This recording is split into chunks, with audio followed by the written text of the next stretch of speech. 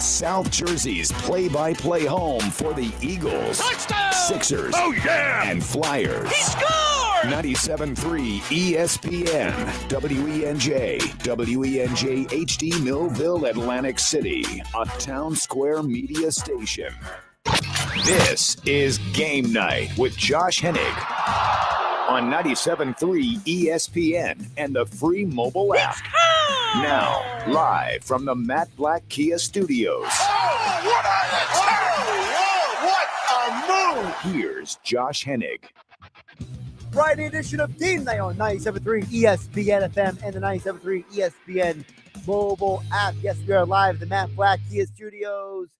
Well, the All-Star break is here in the NBA.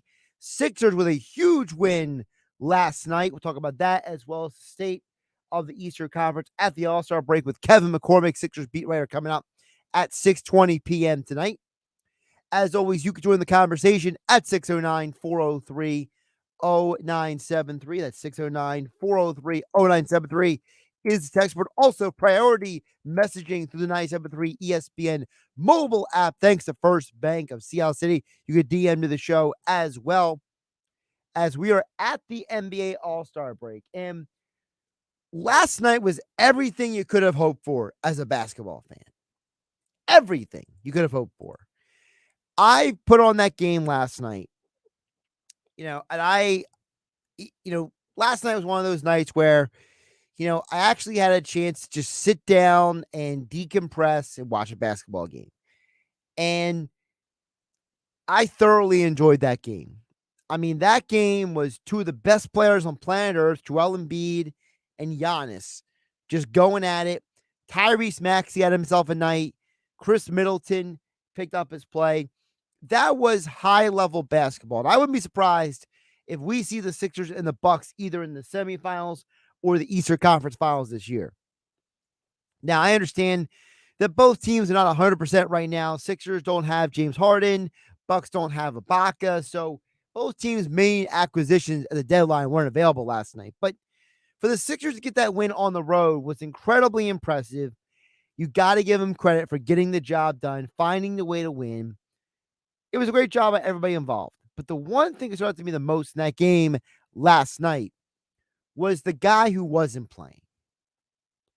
James Harden was on the sidelines talking to coaches, coaching up Maxey, pointing things out to different players on the court, talking to Embiid, mentoring Maxey. James Harden became the most valuable coach last night. It was actually very impressive to watch. And I have to wonder, if James Harden is not on the bench for the Sixers last night, do they win the game? And I would go as far to say, I don't know if they win. I think Harden had that much of an impact as an analyst, as a coach, as a giving his outside looking in perspective on the game, that I legitimately think that Harden may have won them the game last night with his input, with his insight, with him helping that team.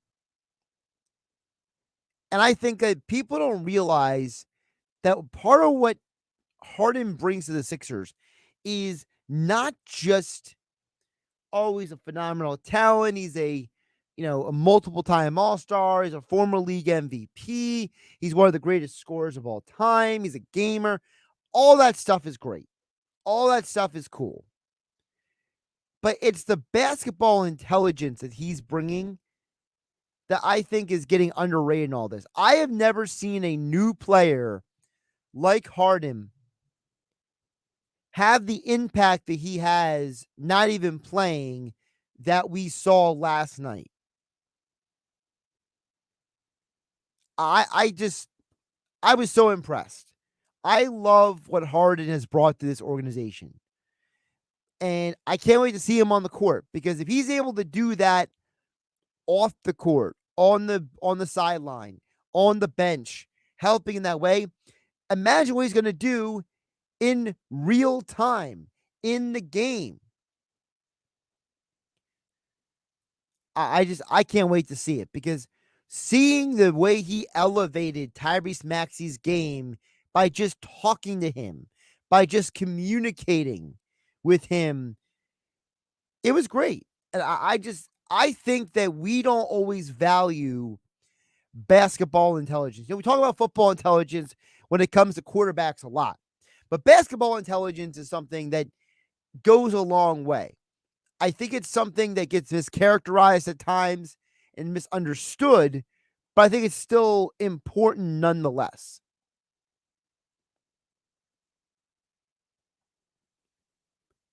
We live in a world where people don't understand the difference between processing information and having information and then converting the intelligence you have into action. I've seen a lot of times people on television, all right, who are in their post career, like, wow, this guy is so smart. He's so good at breaking down the tape. But then you watch him in the game, like, how is this guy not a better player? And you realize it's because some people are really good at having knowledge, but they don't know how to interpret that knowledge, communicate that knowledge, process that knowledge to be successful in game action. Harden, to me, his evolution from a sixth man of the year to a guy who he couldn't win a big game to being one of the best players on the planet, I think is a huge credit to not just his work ethic, but his intelligence, his ability to take the information that he has gathered and that he has absorbed and parlay that and turn that into being a great basketball player. And now he's imparting that information to somebody else. James Harden is not your traditional superstar. He is a guy who, frankly, was not supposed to be what he is today. Look, I understand that he was a very talented college player, but he was not like one of the 5 best players in all of college basketball kind of player. Yeah, he was one of the best players in the Pac-10 at the time. They become the Pac-12 at Arizona State. But when he entered the 2009 draft, he was kind of an afterthought to some people because that draft was all about where's Blake Griffin going to go? The Clippers could take Blake Griffin, right? He was the big dunking star out of Oklahoma. And Harden, when he went to OKC, he was like the other dude. He was the third wheel, as I've described him at times. He was the 6th man of the year. He was the other guy on a team that had Durant and Westbrook and Ibaka. And later, they went to a NBA Finals and they lost LeBron and Heat. So when he went to OKC, from OKC to Houston, it was a shock to a lot of people that Daryl Morey saw this guy as being a franchise level player. He would go on to average at least 25 points per game every year in Houston. He goes to Brooklyn. It didn't work out. Now he's in Philadelphia. And I think that a lot has to be credited to his basketball intelligence, his ability to process information. And listen, he's not perfect. He's the best player in the world. But to see him be that willing to talk with Tyrese Maxey and communicate with his teammates on the sideline tells you the kind of person and player he is. This is not a me first guy. This is a guy who wants to win and wants to help his teammates be the best version of themselves because he himself knows what it's like to be the young guy having to learn and figure it out. When he joined the Oklahoma City Thunder all those years ago, his first few years in the league, they were one of the youngest teams in the NBA. They did not have a lot of veteran leadership in those early days. When it was him, when it was Jeff Green and Ibaka and Durant and Westbrook, they didn't have a lot of veteran leadership those first few years. Kendrick Perkins came later. That was a later addition for them. When they went to their first conference finals, the big veteran on their team was Kendrick Perkins. At that point, he was only in his 7th year in the league, and the other veteran was Mo Peterson. it's not like they had a ton of guys that guide them and teach them the way. You know what I mean?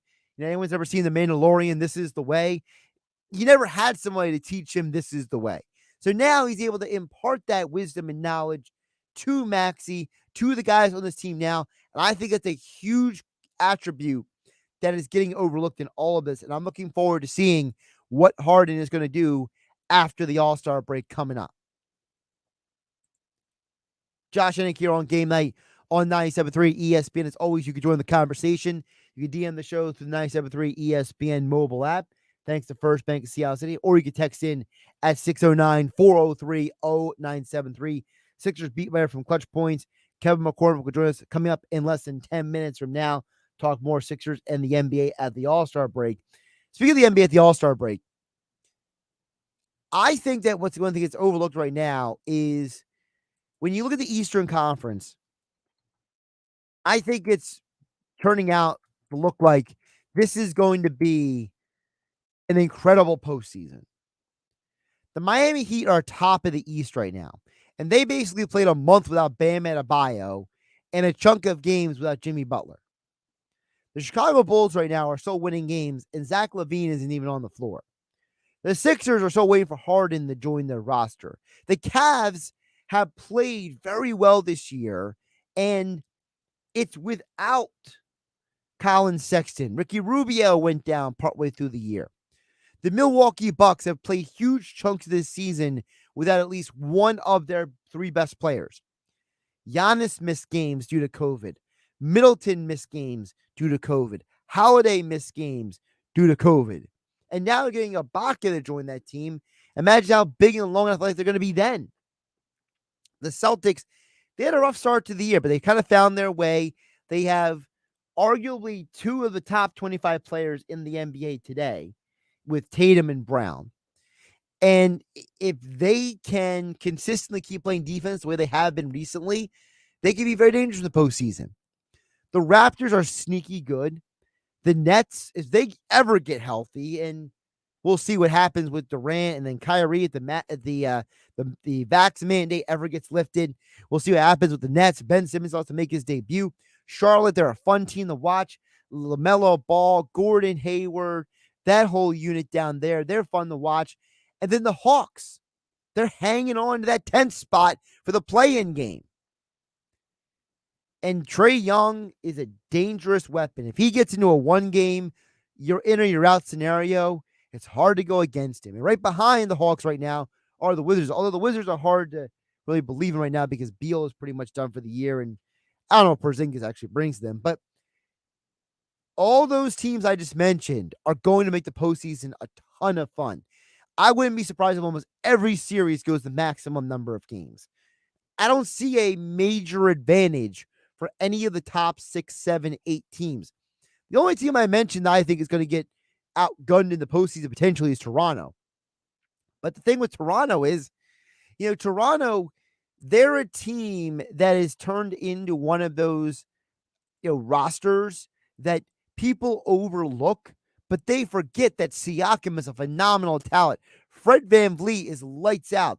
When Gary Trent gets hot, he is on fire. Guys like Anunoby and Boucher, these dudes are phenomenal defensive weapons, and they're phenomenal athletes. And Scotty Barnes has turned out to be a pretty darn good player for this team. So, I think that for the Raptors, they're going to give somebody a tough run for their money. So, to me, the Eastern Conference is going to be incredibly exciting to watch in the postseason, not just the final second half of the season, how it comes down the stretch. But one thing I can promise you, where the standings are right now, it won't be that way when the season ends. There's a strong possibility that of the 10 teams who are currently in the top 10, that almost all 10 of them are changing spots multiple times before the end of the year. More NBA Sixers talk coming up next with Kevin McCormick, Sixers beat writer for Clutch Points right here on Game Night on 97.3 ESPN FM, and the 97.3 ESPN mobile app is free thanks to First Bank of Seattle City. Saturday morning in the locker room with Billy Schwein, the Sixers get a big win headed into the NBA All-Star Weekend against the Bucks. Mike Carlin is in the studio with me this weekend to discuss the state of our Philly sports teams. We will hear from the sportsbook consigliere Dave Sharapan with his hot college picks for this weekend's big games. The NBA All-Star preview and more. It's the locker room with Billy Schwein, Saturday mornings from 10 a.m. to noon on 97.3 ESPN and the 97.3 ESPN mobile app. Free battery testing, free battery charging, and replacement batteries that fit your needs. That's what makes AutoZone America's #1 battery destination. Get in the zone. AutoZone. Hey, big guy. Simple credibility approval. Listen, big guy, try this. Give them more cash for their clunker. That was my idea. It's a President's Day sale all month. 0 down, 0.9% financing, 0 payments for 90 days, or $1,000 cash back. At Matt Blatt Kia, you could have it all. Plus, we want to get you out of that old car you hate. Come in today or visit us online and get the credit you deserve. 0.9% APR financing available for up to 60 months on new 2022 Kia Stinger, or get $1,000 cash back. Plus, Matt Blatt Kia in Toms River and Egg Harbor Township wants your trade, even if you owe thousands more than it's worth. Don't forget, you can't make a mistake with our 4-day love it or leave it return policy. Gotta be a Matt Black Kia. Offers with approved Tier 1 or 2 credit through Kia Motors Finance. Not all will qualify. 0% based on 1516 for 1,000 borrowed. 1,000 off all 22 Stingers. Go to mattblackkianj.com for complete detail. Expires 3/4/2022. Matt Black Kia. 6211 on the Black Horse Pike. Egg Harbor Township. And now on Route 37 in Toms River. Searching for fun ways to spend your tax return? Boats for cats. Oh, flotation devices for cats. Don't waste it all on something silly. Spend smarter with Straight Talk. Get our Silver Unlimited plan for $45 a month with unlimited high-speed data and 5 gigs of hotspot data on the nation's largest, most dependable networks with nationwide 5G. If you're looking to get the most out of your refund, your search ends here. Straight Talk Wireless. No contract, no compromise. See terms and conditions at straighttalk.com. You could save big when you bundle your home and auto with Progressive, but when we just come out and say it, it feels like it falls a bit flat. So we're going to use humor. But we don't want to insult your intelligence, so nothing too goofy. And we need to avoid any polarizing topics. Oh, and it has to be about how you can save big when you bundle your home and auto with Progressive. You know what? Maybe humor is a bad idea. Yeah, it's never going to work. Progressive Casualty Insurance Company and Affiliates. Discount not available in all states or situations. Have you wanted to speak a new language but thought it'd be too difficult or take too much time? Then try Babbel. In just 15 minutes a day, Babbel teaches you conversations that you will actually use. With 14 languages and lesson topics like travel, business, relationships, and more, you'll learn what matters most to you. Babbel. Language for life. Learn a new language with ease. Go to Babbel.com to try for free. That's BABBEL.com. Folks, call me a people pleaser, but I can't help that the KFC 8-piece tenders meal gives the people what they want. It's got all the KFC classics, 4 buttery biscuits, 2 heaping sides, mac and cheese and crispy fries perhaps, and 8 scrumptious KFC tenders. Enough to please everybody, people. Feed the whole family with the KFC 8-piece tenders meal. Order ahead on the KFC app. It's finger-licking good. Prices and participation may vary. Online ordering available at participating locations. Saving at the Home Depot means you can do more for less. Like making dishwashing easier with this KitchenAid dishwasher, complete with 3rd-level rack and a Pro Wash cycle that adapts to each load. Enjoy savings on top-rated appliances online, in-store, or on the Home Depot app. The Home Depot. How doers get more done. U.S. only while supplies last. Valid February 10th through March 2nd, 2022. Free delivery applies to orders of $396 or more. With GMF financing excludes Corvette. Now till the end of the month, Bennett Chevrolet is paying a minimum $8,000 for any trade. No joke. That's $8,000 minimum for any rundown old piece of junk you can get to our lot. Don't let that clunker just sit around. Have it towed to Bennett and get at least $8,000 towards any pre-owned vehicle in stock. But this is a special offer this month only. Got a good trade? Bring it in. Because if we're paying a minimum $8,000 for junk, imagine how much more Bennett will pay for a good quality trade. And we'll buy your vehicle even if you don't buy ours. Plus, you won't find Bennett selling new cars over factory window sticker like other dealers. And if you're stuck in a lease, we can get you out early. Every make and model. No obligation, no pressure. Because our non-commissioned sales staff is paid on your satisfaction, not how much you spend. Now till the end of the month, Bennett Chevrolet is paying a minimum $8,000 for any trade. Find new roads at Bennett Chevy, Egg Harbor Township, and BennettChevy.com. You're listening to Game Night with Josh Hennig on 97.3 ESPN and the free mobile app. Sixers at the All-Star break. Of course, we have All-Star festivities all weekend long right here on 97.3 ESPN. Rising Stars Challenge tonight. Tyrese Maxey will be a part of that action. Tomorrow night, the All-Star Saturday, which I probably won't fully understand half of what's going on until actually it starts tomorrow night. And honestly, by then, I might not understand it anyway. I mean, the fact that Juan Toscano Anderson is in the dunk contest is honestly an insult to my intelligence and the rest of all basketball fans.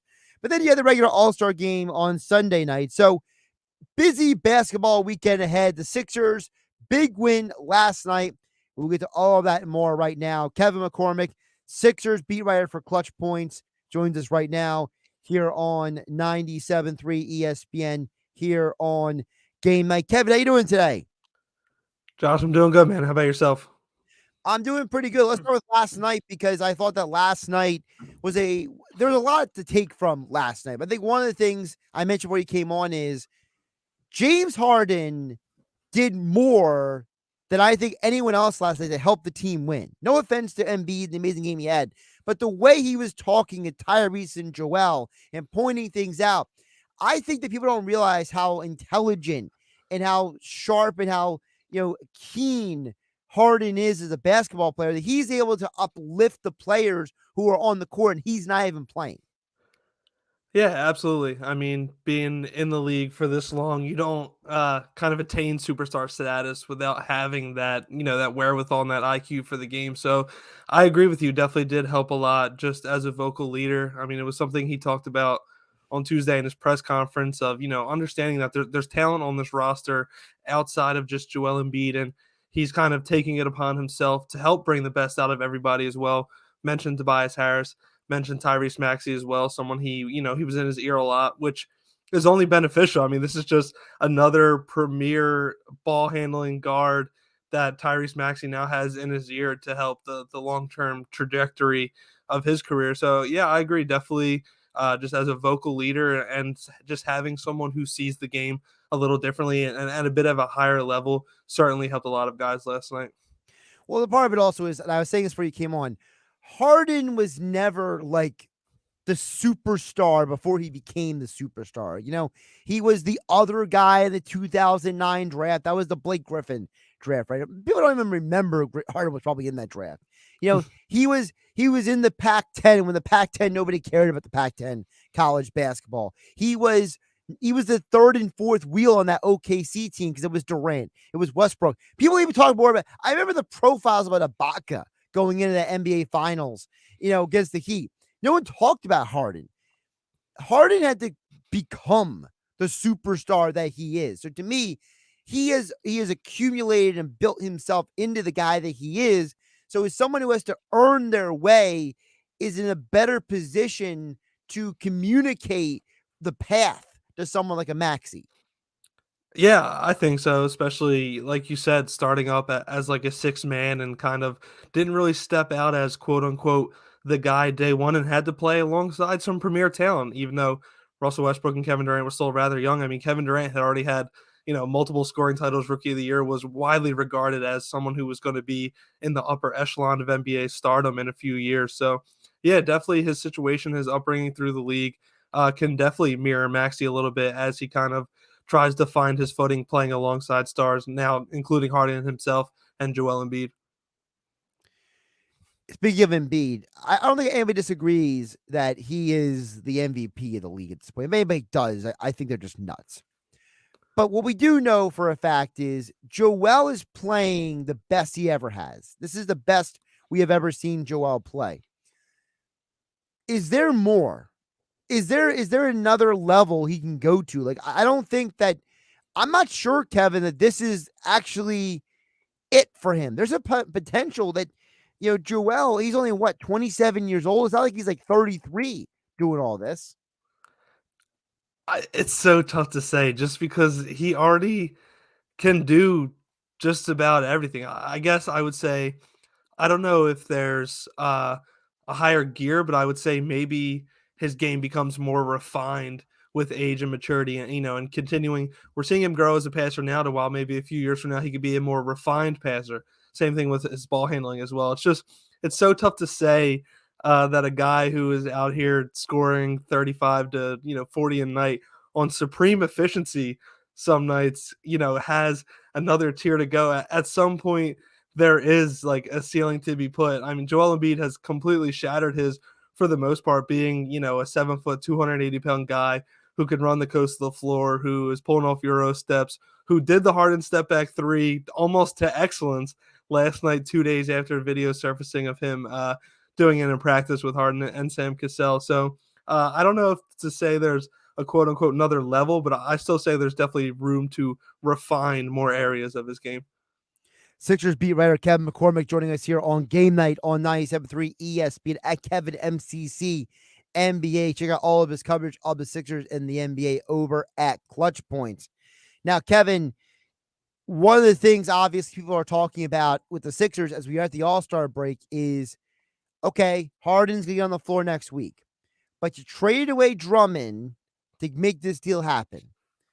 Last night, it was basically Paul Millsap getting the backup center minutes, I guess, last night. So Daryl Morey insinuated on a podcast that they have a buyout candidate guy in mind. They're just waiting to actually make the move. So is the buyout guy that Morey is inferring, is that guy going to take, you think, that backup big man role? Or what is Paul Millsap's role going to be moving forward, do you think? I think he'll definitely have minutes just because seeing what he's done so far, he's still shown that he can give a little bit. I think he just gives the Sixers a bit of optionality. Could play the 4 or the 5, which I think helps them because this buyout addition is likely going to be a big man who's going to kind of, lock in that backup center spot. But if they wanted to go small or kind of experiment with some quote unquote small big lineups that Doc Rivers likes to use, we could see some quote unquote small lineups that include all of Paul Millsap, Tobias Harris, and George Niang. That there's spacing to be there if they wanted to do a 5L, up the tempo a bit. There definitely is something there. I don't know if Paul Millsap will ever become the full-time backup center, but at the end of the day, veteran experience, playoff experience, and gives them, just another body to throw out there in the front court, which could help against a team like the Bucks, because that's, at the end of the day, that's 6 fouls that you could use on Giannis if needed. So there definitely is, minutes to be had for Paul Millsap moving forward. Is there a buyout guy that is a favorite for you for the Sixers to sign? That's tough. I mean, Tristan Thompson was a name I liked a little bit, but obviously Rick Carlisle said he's going to Chicago. Robin Lopez is another interesting name in my eyes. DeAndre Jordan is another one, just in the fact of he's an easy, pick and roll lob threat for Harden. I think there's easy buckets to be had for the Sixers if they were to just simply go get a center who can run the high pick and roll and catch lobs, just because of how, just efficient Harden is in that situation as a passer as well. So I don't know if to say there's a favorite, but, just a veteran big who can fill in 8 to 11 minutes a game in a playoff series is really all they need at the end of the day. When you think about this team moving forward, what is going to be the thing that they need that maybe they don't have right now that may be the thing that costs them in a playoff series? Maybe perimeter defense, if I had to say that, just because Danny Green's getting up there in age. He's certainly not, the point of attack defender that he once was in his younger years. And Matisse Thybulle, with his offensive limitations, could definitely cause problems as well. So, God forbid something happened to Danny Green and he's unable to play again, like we saw last postseason, and teams are figuring out Matisse Thybulle. I think the fact that they're very thin when it comes to wing players and wing players who could defend other high-level wings, I think that could be an issue. If you look a lot at some of their losses, teams that have had multiple guys who can put the ball on the floor and get to the rim have given them issues at times. You look at a team like Charlotte is a prime example that's coming off my head. Boston as well. I mean, Tatum and Brown pretty much took turns carving through the defense this couple nights ago. So if I had to say one area is still a weak point, I would say potential thin wing defenders would be an issue. You mentioned some of the teams in the Eastern Conference. I said before you came on, I think this is going to be the deepest, most incredible Eastern Conference postseason we've seen in a while. And, you mentioned Boston. Boston is a fascinating case study in a team that found itself. You know what I mean? They couldn't do anything right, it seemed like, for about 2 months. Then all of a sudden, it's like, and Boston plays great defense all of a sudden, and it's like all the questions we had about them just went away. So, what are the teams of the Eastern Conference to you? Like, do you agree that this is the deepest we've seen it in a while? I wouldn't be surprised if every series goes maximum number of games. Yeah, I mean, maybe not in the first round. You could see a sweep or two depending on what the very bottom of the East looks like. But I mean, 1 through 6, yeah, the second round and some of the first round matchups in the conference finals are all going to be a bloodbath. You got teams like Milwaukee, who many feel the East still runs through, and I think that's a fair assessment. You have teams like Brooklyn and the Sixers, who just improved massively on the just improved tremendously at the trade deadline, and still have time to mesh that all out. You have a team like Miami, who I think is going to be an extremely tough out come playoff time with Lowry and Butler, and just the experience they have from their championship run in the bubble.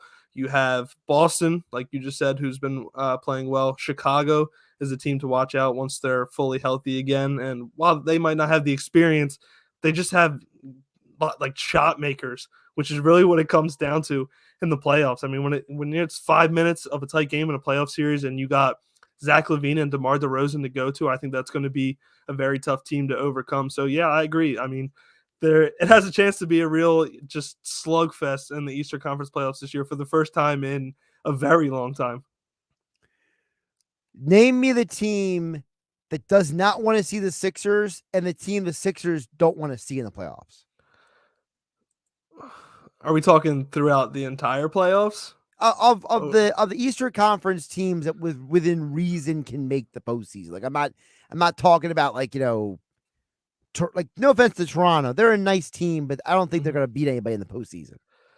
Yeah, if I had to say the one team I think I'd quietly try to avoid early on is Miami, just because they're a team that, while I think the Sixers could still overcome that matchup, I think that's a series that could really drain on you. And Eric Spoelstra is really good when it comes to the chess match of playoff basketball and coaching matchups as well. So while I think that would still be a winnable matchup for the series, I think it'd be one of those, you're not going to be in great shape moving forward if you have to play a team like Milwaukee after just having to play a team like Miami, who is really going to just take every ounce of energy out of you. And then who's the team that wants to avoid the Sixers? I'd have to say Boston, just because, it's funny to say just because of how things went a couple nights ago, but for the most part this season, the Sixers have had their number, and they really have no answer for Embiid. Al Horford is getting up there in age, and they're pretty small and thin when it comes to depth at the center position. So while Boston's been phenomenal and on this run now, when you're adding Harden into the mix as well, and you really have no quote-unquote Embiid stopper, I don't think that's a team you really want to cross paths with. You mentioned Milwaukee earlier. I mentioned before you came on, I think that when they get Ibaka, they're going to be scary because, you talk about a lineup potentially with Ibaka, Bobby Portis, Giannis, Middleton, and Holiday. Like, who the heck is scoring on that front? You know what I mean? That's going to just be ridiculous. And I've heard people say, well, Ibaka's older. And I'm like, you're acting like he's 42. He's like, Still gets it done. I mean, the dude is still more athletic than half the league combined, for goodness sake. And you're not asking to be a defensive player, number one. You're asking to be like the third dude on the floor. Yeah, exactly. Not to mention, IQ is something that never goes away with age. So, still a very smart defender. He knows where to put himself and where to be in those situations. And, just adding another person who has, just deep experience like that. I saw something earlier. The Bucks are heavily pursuing Goran Dragic as well, so they have the potential to be a very deep team. A lot of options to go forward when it comes to the playoffs, and not to mention, we saw last year what Giannis can do when the lights are shining brightest. So they are definitely, one of the bigger threats, I would say, to really walk away with the title again this year, in my eyes. Now, we are at the All-Star break, so I got to ask you about All-Star festivity weekend here. Tonight is the Rising Stars Challenge. How invested are you in watching the game tonight? I will not be. I'm debating DVRing it and potentially watching it before I go to bed tonight. But at best, skim it. Maybe watch the highlights in the morning. More invested for tomorrow. I will be actually sitting down and enjoying tomorrow night. Just kind of casually watching as a basketball fan. Okay, very interesting. Well, now tomorrow, so one of my bets of the weekend. I'll give it to you right now. I've already gone with Team Antetokounmpo to win the skills challenge. Plus 360. And here's why. If anybody knows anything about Giannis's history, they know that Giannis and his brothers worked like psychos together in Greece on fundamentals. I think that these three together are going to wreck everybody. I don't think that people understand that Barnes and Cunningham and Giddey don't even play on the same team in the same reality. You know what I mean? And no offense to Jared Allen and Evan Mobley, but neither one of them are elite skill players. To me, the Giannis and his brothers, I think, are going to win this. And I'm already giving that as one of my bets of the weekend. That's fair. I respect it. I'm kind of going team rookie just because I think it's kind of fun. But I agree with your argument, and I do like the logic in it of, I'm kind of out on Cleveland as well, just because, like you said, they have two, not really skilled big men, and the brothers have that family aspect as well. But I don't know, man.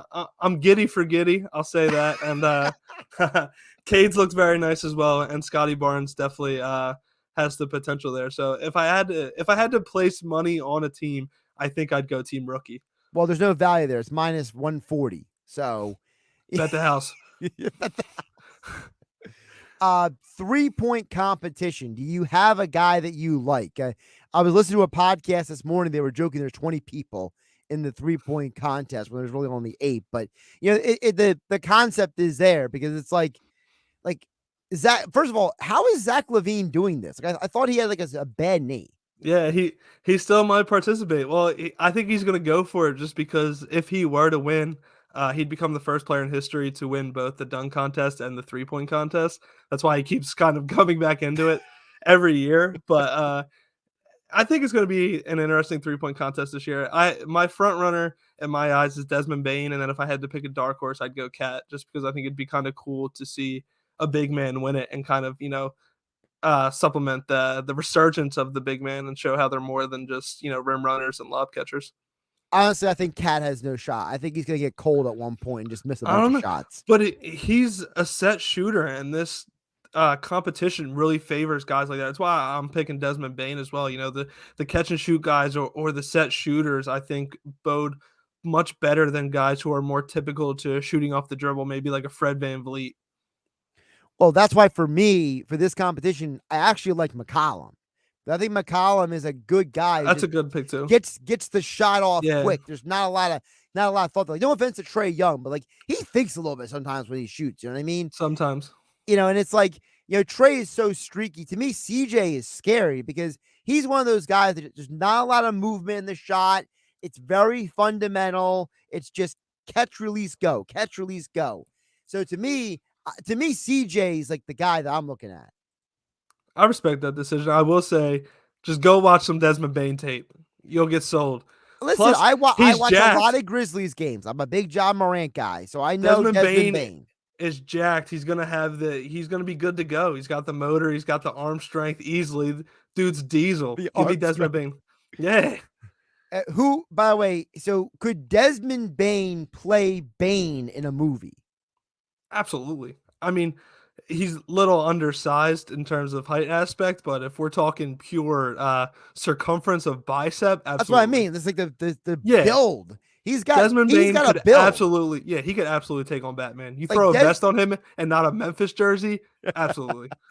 I feel like Desmond Bain is the guy on the Grizzlies right now who would actually could play with. Remember the old Grizzlies of the Zach Randolph and Allen and all those guys. I feel like he would fit in with that team. Big time. Yeah. I think it was during the COVID times, Kevin, I did the thing where it's who are the athletes you would rather want to have your side in a bar fight? I feel like Desmond Bain is like definitely that guy. Yeah, because I think people would test him just because of his size, but could definitely be a sneaky threat there in a bar fight. I like that logic. All right, before we get out of here, dunk competition to me is a joke because there's two legitimate guys and two guys who shouldn't be there. Like Jalen Green and Obi Toppin to me are going to be the winners. Like I think anybody knows one of those two is going to be the winner. I'm sorry, Cole Anthony won a dunk contest in high school 2 knee surgeries ago. And Juan Toscano Anderson, he's not even the best dunker on his team. The fact that Kuminga isn't here is a joke to me. And by the way, Gary Payton Jr. to me is a better dunker than Juan Toscano Anderson. Listen, I can't believe you just disrespected Cole Anthony like that because he's my pick. I just did. It's also funny because when the participants first got announced, I forget who put it out, but they put up the statistics of how many dunks each guy had on the year. And Cole Anthony only had 10. So the fact that he could win the dunk contest with 10 dunks on the year and have to dunk 4 times, almost half as much as he's done through X amount of games through the regular season this year would be hilarious. Listen, I don't believe in a guy who's had that many injuries. I'm sorry. He's got the swagger, though. Well, a lot of guys have swagger. Joe Burrow's got swagger. You want him in the dunk contest? Nah, I don't think so. But I'll take Cole Anthony. Cole Anthony's just got the look. I don't know, man. He's got the moxie, the pizzazz. He's just listen. I don't know. You know who can dunk? Myles Garrett can dunk. Maybe he should be the dunk contest. Talk about swagger. I feel like he'd rip the rim off though. That dude. Talk about Jack. That dude is like superhuman. Yeah, he's in the celebrity game tonight. And I've Is already he really? seen. Yeah, and I've already seen video of him like dunking and like someone on Twitter posted a video of like him dunking in warm-ups. Like it's just ridiculous. That's a bit scary. That's a big human being. Like to me, like they should have put Myles Garrett in there as like a wild card contestant. Like the idea would be like if you can't beat Myles Garrett in like a one-on-one like dunk off, you can't be in the contest. Like who the heck is Juan Toscano Anderson? Like who got bribed? Who got paid under the table? Who got how does that guy get in there? Like Kuminga to me is one of the most electric dunkers in the league today. Is he not? I agree, but the only person to blame is, the NBA themselves, or I guess past players themselves for not really putting the ambiance on the dunk contest no more to where it's kind of taboo to do it. So now we have situations like this. And I think it was Draymond Green was trying to petition like all of the Warriors to do it. Like he just wanted a Warrior in the competition. He did. Yeah, and Juan Toscano Anderson was just like, I'll do it. Why not? Yeah, Juan Toscano Anderson. I mean, if you're the Warriors, you should be disgraced. Like he's playing with house money. Yeah, he's playing with house money. Yeah, okay. Yeah, he's one of 4 guys. Of course, he's playing with house money. He's got a 25% chance to win, Kevin. Come on. And you're doubting him. I am doubting him because I've seen Andrew Wiggins put up better dunks in my lifetime. Why is he in the dunk contest? Too cool for it. It's too cool for it. See, that's you're right. That's the problem with the dunk contest. It's turned into I'm too old. I'm too good. I'm too cool for this now. The dunk contest used to be the thing to do. The dunk contest made people like half the people didn't know who Vince Carter was for that dunk contest 20 years ago. He became a legend because of that dunk contest. And guys like Michael Jordan did it back in the day. Kobe Bryant did it back in the day. Like Dominique Wilkins. Dominique Wilkins. Guys used to want to do it back in the day. And I don't know, we just hit some point in the timeline to where it just completely went the opposite direction and stars had no interest of doing it anymore. But all the stars will be there watching and like oohing and eyeing over it. Maybe that's why they don't want to do it. They just want to be a fan and they want to be in the crowd.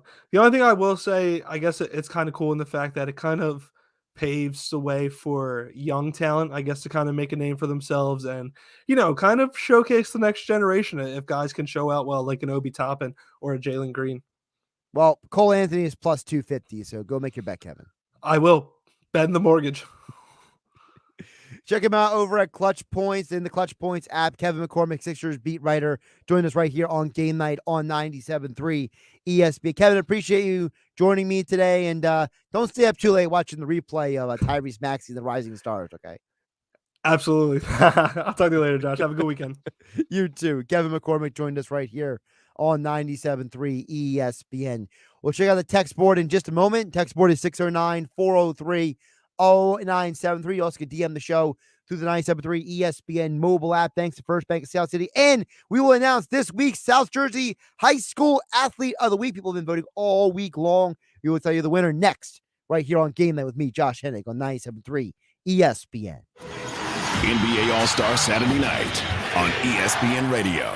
The Taco Bell Skills Challenge, the Mountain Dew three-point contest. Trae Young is going to try a long three, and he's going to make it. Of course he is. And the AT&T Slam Dunk. Cocks it back and rocks it. NBA All-Star Saturday night. Coverage begins at 8 Eastern on ESPN Radio. It's the NBA on 97.3 ESPN, your exclusive home for the NBA Finals. With GMF financing excludes Corvette. Now till the end of the month, Bennett Chevrolet is paying a minimum $8,000 for any trade. No joke. That's $8,000 minimum for any rundown old piece of junk you can get to our lot.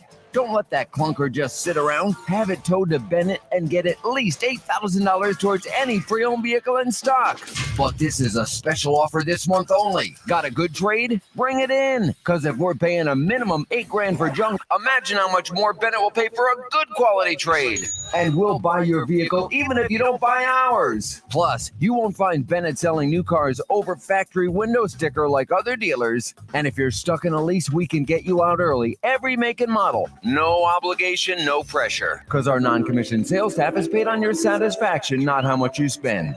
Now till the end of the month, Bennett Chevrolet is paying a minimum $8,000 for any trade. Find new roads at Bennett Chevy, Egg Harbor Township, and BennettChevy.com. You could save big when you bundle your home and auto with Progressive, but when we just come out and say it, it feels like it falls a bit flat. So we're going to tap into human emotion, first with some music. Then in a serious tone, I'll say, save big when you bundle your home and auto with Progressive. And even though it was about saving money with Progressive, we'll fade out the music so you know it was poignant. Wow, powerful stuff. Progressive Casualty Insurance Company and Affiliates. Discount not available in all states or situations. Hear ye, hear ye. Thanks for coming to the town square. First, I'd like to tell you about Steve. He's a plumber. I hear he does good work. Also, Tim. He's this new thing called a dentist. Oh, and Monica, she has a new vegan restaurant. I didn't even know that was a thing yet. Anyway, if you need those things, just wander around town and try to find them because the internet hasn't been invented yet, so I don't know. This isn't the olden days. Now, word of mouth has gone online. At Town Square, South Jersey, we can show you how to harness the power of your existing word of mouth and amplify it online. Go to townsquarelocal.com for a free local customer analysis, where you can see how many local customers in South Jersey you could reach online. Visit townsquarelocal.com and be the Town Square today. That's townsquarelocal.com.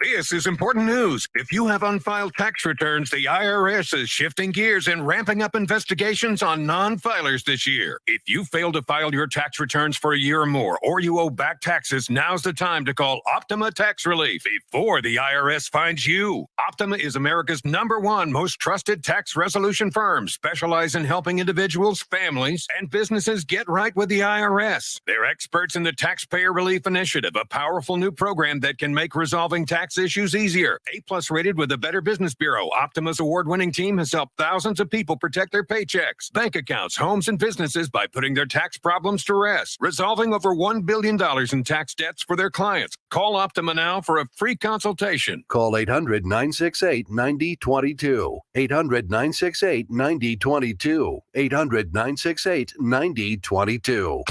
Optima Tax Relief. Some restrictions apply. For complete details, please visit OptimaTaxRelief.com. Hey, big guy. Simple credibility approval. Listen, big guy, try this. Give them more cash for their clunker. That was my idea.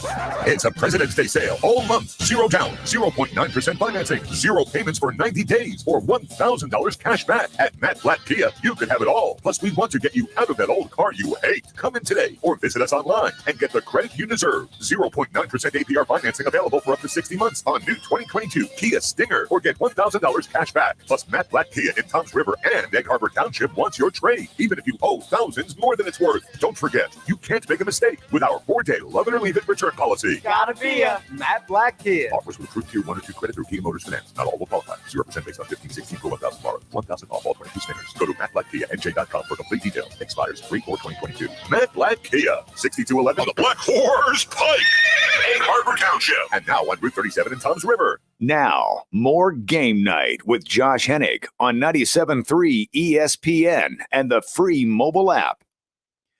Every week at 97.3 ESPN.com, the 97.3 ESPN mobile app, we bring you the South Jersey High School Athlete of the Week nominees. You vote each week, and of course, we announce the winners each Friday night at 6:50 here on 97.3 ESPN here on GameNight with yours truly, Josh Hennig.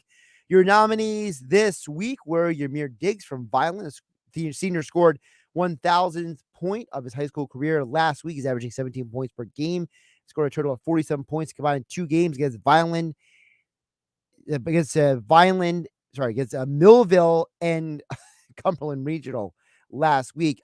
Isaiah Glenn is basically the one who hit 2 buzzer beaters for EHT to beat Holy Spirit and West Hampton Tech for Egg Harbor Township. It's Isaiah Glenn. Callan Foster, a Millville sophomore, averages 13 points per game for the Thunderbolts, helping them qualify for the Cape Atlantic League tournament and earning a home game in the NJSIAA Group 4 tournament. Egypt Owens of Vineland, the junior, scored 21 points, grabbed 5 rebounds, and made 3 steals and 3 assists, an important win over Holy Spirit last week. George Rose of Absgaby, the wrestler, stretches winning streak on the mat, 175, 190 pounds, 18 straight, helping the Braves win their first Cape Atlantic League title in 10 years. He is 22-2 on the year, but the winner this week for the South Jersey High School Athlete of the Week goes to Charlie Casaboom. He walked away with 46.9% of the vote this week. The Ocean City senior wrestler earned his 100th career wrestling victory last week. He is now 22-5 on the year at 150, 157, and 165 pounds this year, helping the Raiders qualify for the NJSIAA team tournament for just the 5th time in school history. Congratulations to all the nominees. Congratulations to Charlie for winning the vote for the South Jersey High School Athlete of the Week. Again, you can go 973 ESPN.com and the 973 ESPN mobile app each week, where you can vote for the South Jersey High School Athlete of the Week. Tonight, again, the Rising Stars Challenge starts at 9 p.m. Coverage here on 97.3 ESPN. Tyrese Maxey, Sixers point guard, will be in that game. This weekend, of course, the All-Star Saturday with the 3-point competition, the skills competition, the dunk contest, and more. And then Sunday, the actual All-Star game. You hear all that action right here on your home for Sixers, Eagles, and Flyers, the NBA Finals, the Super Bowl, and March Madness. 97.3 ESPN FM. Over on the text board, 609-403-0973. Dan from EHT chimes in. Says, I watched last night's game. Eye test tells me Embiid is now past Giannis as the best player in the NBA. I think Embiid is the best player in the league right now. I think that's a delineation that needs to be made. I don't know if Joel Embiid is the number one guy you start a franchise with, per se. I don't know if Joel Embiid is the guy you want for the next 10 years specifically, but I think right here, right now, he is the best player in the league. He's the most dominant force in the league. He is the most well-equipped scoring weapon in the league right now. I would still probably take Giannis as my franchise player for the next, 8 to 10 years. But I think Embiid is in the conversation for the next few years, at least for sure. My concern with Embiid is I don't know what he's going to be like when he gets into his 30s. Is his body going to hold up long term? Will his body start breaking down? He's already had so many weird, quirky injuries in his career. That's my only concern with him long term. But for right here, right now, he's the league MVP. He's the best player in the planet. I'll give you that, Dan and EHT. All right. Picks for the weekend. I'll go over these again tomorrow on Sports Bash Saturday at 1 p.m. on 97.3 ESPN. But like I said, I'm going Skills Challenge Team Antetokounmpo plus 360. I'm going Obi Toppin to win the dunk contest at plus 220. In the All-Star game itself, I like the opportunity. I think Team LeBron's going to win this. And if you combine Team LeBron with the over in that game. That's plus 260. $10 will net you $26. So I know that the NBA is not my expertise, but those are the picks that I'm riding with this weekend. So we'll see what happens. I'll give you some more thoughts on the weekend and the week coming up tomorrow on Sports Bash Saturday. Keith Pompey for the Philadelphia Inquirer will join us live from Cleveland at 1:30 tomorrow afternoon on 97.3 ESPN. Billy Schwein in the locker room at 10 on Saturday, 10 a.m. on Sunday as well. And then Mike Gill from Sports Bash will be back on Monday to recap the weekend at 2 p.m. And I'll be following him at 6 right here on 97.3 ESPN. Have a great day, everybody. Talk to you tomorrow right here on 97.3 ESPN FM and the 97.3 ESPN mobile app.